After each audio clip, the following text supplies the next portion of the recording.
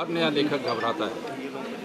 तो मेरा ये विचार रहा है कि नए जो कथाकार होते हैं वो बहुत ऊंची कहानियां ना दें, लेकिन उनमें संभावनाओं के बीज बहुत होते हैं। अगर उन संभावनाओं को खोज ले और उसको आकार दे दे तो एक बेहतरीन कहानियां वो लिख ले।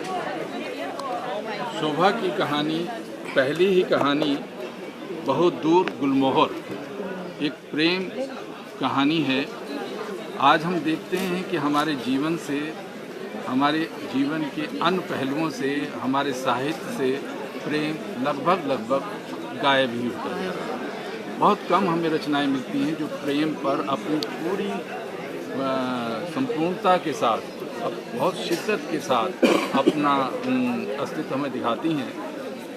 बहुत दूर गुलमोहर, जब इन्होंने कहानी इसमें शामिल की और उसका टाइटल इसका रखा तो मुझे लगा कि एक बेहतरीन, प्रकाशक ने भी शायद सोचा होगा कि इससे बढ़िया टाइटल नहीं है। एक तो प्रेम कहानी है, दूसरा उस पर इस टाइटल की हम सब पूरे जीवन में अपने अपने गुलमोहर खोजते हैं, पा भी लेते हैं और फिर उनसे दूर हो जाते हैं। वो गुलमोहर हमारे सपनों के होते हैं, हमारी आकांक्षाओं के होते हैं, हमारे चाहतों के होते हैं।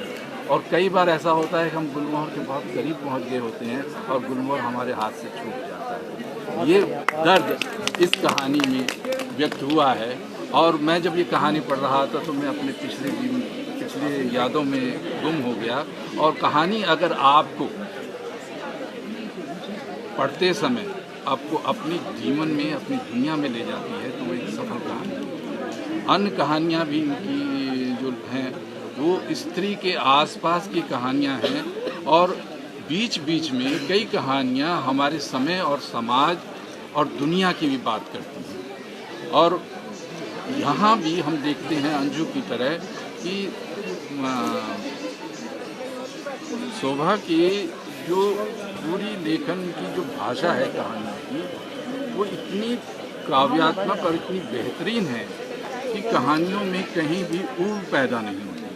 कहानी की पहली शर्त मैं मानता हूँ कि कहानियाँ अपने आप को पढ़वा ले जाएं, ये उनकी सबसे बड़ी विशेषता और बहुत बड़ा गुण होता है।